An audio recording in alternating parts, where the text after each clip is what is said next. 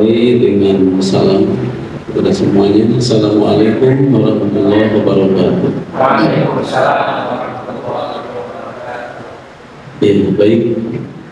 Tadi pertanyaannya tentang seputar jin ya. Dalam Al-Quran ada surat Al-Jin ya. Itu secara global disitu disebutkan tentang bagaimana jin itu bertugas ya, di dunia.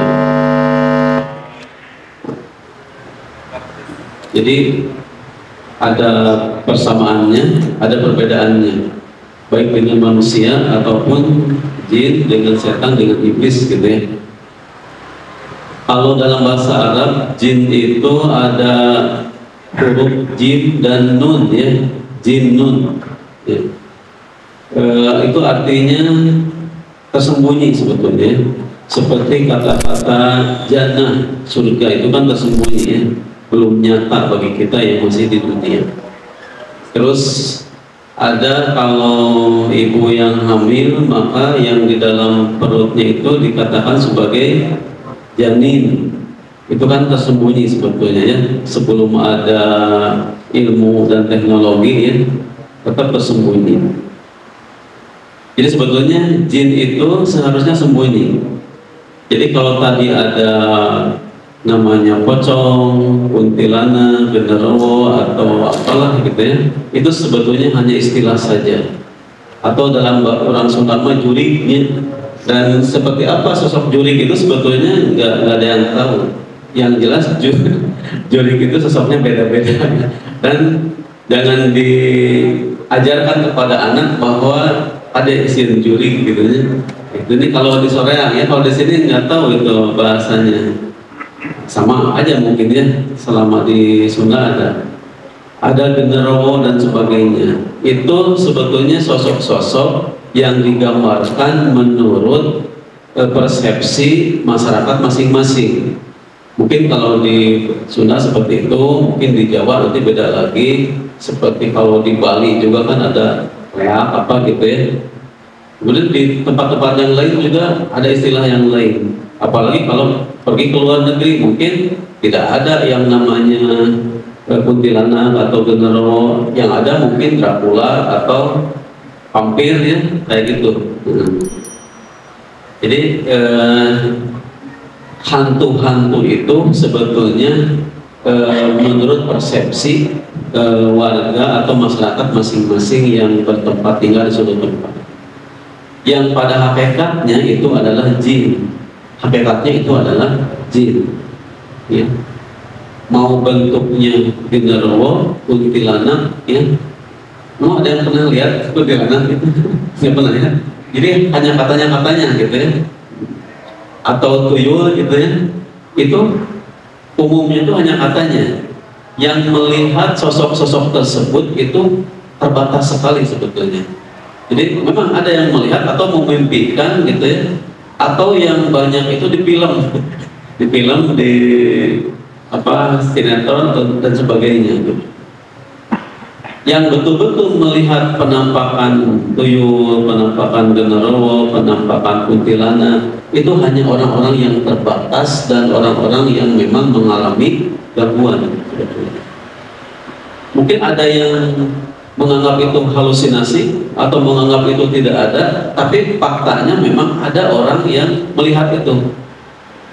Ya, jadi kalau masih ada yang tidak percaya bahwa ada orang yang melihat, itu wajar sebetulnya karena tidak mengalami. Tapi orang yang melihat secara nyata, gitu ya, jadi bisa melihat secara nyata, nampak, bisa hanya dalam pikiran, dalam bayangan, atau hanya sekelebat gitu. Ya. Itu sosoknya macam-macam. Ya. Ini saya juga dari pasien-pasien yang datang ya, yang memang saya bisa percaya kalau dia melihat dan itu menandakan bahwa dia ada gangguan. Jadi kalau yang normal seperti bapak-bapak, ibu-ibu yang di sini itu nggak bisa melihat penampakan, yang nggak bisa sebetulnya. Kecuali kalau si jin itu menampakkan diri, itu beda lagi.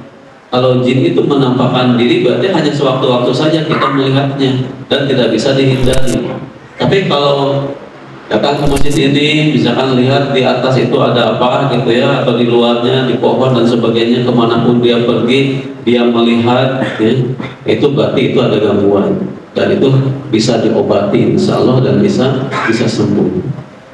Itu masalah jin, itu hakikatnya jin. Jadi tidak ada juri, tidak ada apa macam-macamnya, itu hakikatnya jin yang persepsinya menurut masyarakat masing-masing. Yang kedua, perbedaan dengan setan ya, dan iblis mungkinnya. Kalau dalam surat Al-Kahfi itu dikatakan wa idh qulna a'udzubillahi minasyaitonir rajim wa idh qulna lil malaikati isjudu li adama fasajadu ila iblis kana minal jin. Ketika Allah ya, ketika kami berfirman kepada para malaikat, sujudlah kalian kepada Adam, maka sujudlah semua para malaikat itu kecuali iblis, karena minal jin, dan terbukti iblis itu dari golongan bangsa jin. Jadi iblis itu dari golongan bangsa jin. Itu satu terjawab ya, iblis itu siapa? Iblis itu dari golongan bangsa jin. Kemudian apa bedanya jin dengan setan? Setan itu sifat sebetulnya, sifat yang melekat pada jin ataupun manusia ya, yang jauh dari Allah. Jadi setan itu dari kata-kata syatona, shin, to, dan nun ya, itu artinya jauh. Artinya jauh atau menjauhkan dari kebenaran, menjauhkan dari Allah. Setan itu sifatnya jauh dari Allah dan menjauhkan orang lain dari Allah. Jadi setan itu hanya sifat yang melekat pada bangsa jin dan manusia. Setan dari golongan jin tidak nampak, tersembunyi tadi ya. Setan dari golongan manusia itu bisa nampak. Makanya tadi kenapa ada bulan Ramadan tapi masih ada maksiat, masih ada dosa, masih ada perbuatan kedurhakaan gitu. Yang tidak saum banyak, yang tidak mau ke masjid ada gitu ya, yang mabuk-mabuk mungkin ada di bulan Ramadan. Kenapa? Setannya dibelenggu tapi di Ramadan masih ada. Karena setan itu ada dua jenis, setan dari golongan jin dan manusia. Yang dibelenggu itu dari golongan jin, dan setan dari golongan manusia bebas berkeliaran, tidak dibelenggu. Itu satu jawaban tentang dibelenggunya setan. Masih ada yang lainnya seperti itu. Terima kasih Ustaz. Cukup mencerahkan ya. Jadi sekarang nggak ada alasan lagi takut ke tempat gelap gitu ya. Iya. Kecuali takut begal mungkin ya bolehlah diterima alasannya. Tapi kalau takut pocong itu, wah, karena udah terjawab. Jadi jin itu harusnya sifatnya tersembunyi ya Ustaz ya. Dan tadi ada satu hal menarik lagi. Ternyata kalau kita bisa melihat, berarti ada kemungkinan kita pun ada gangguan. Nah berarti ini nanti kita akan bahas ciri-ciri lainnya Ustaz ya. Tapi paling tidak tadi satu ciri yang bisa didapat adalah ketika kita sering melihat atau sering melihat yang tidak dilihat orang lain gitu ya. Nah ada kemungkinan kita juga mengalami gangguan jin gitu ya Ustaz ya.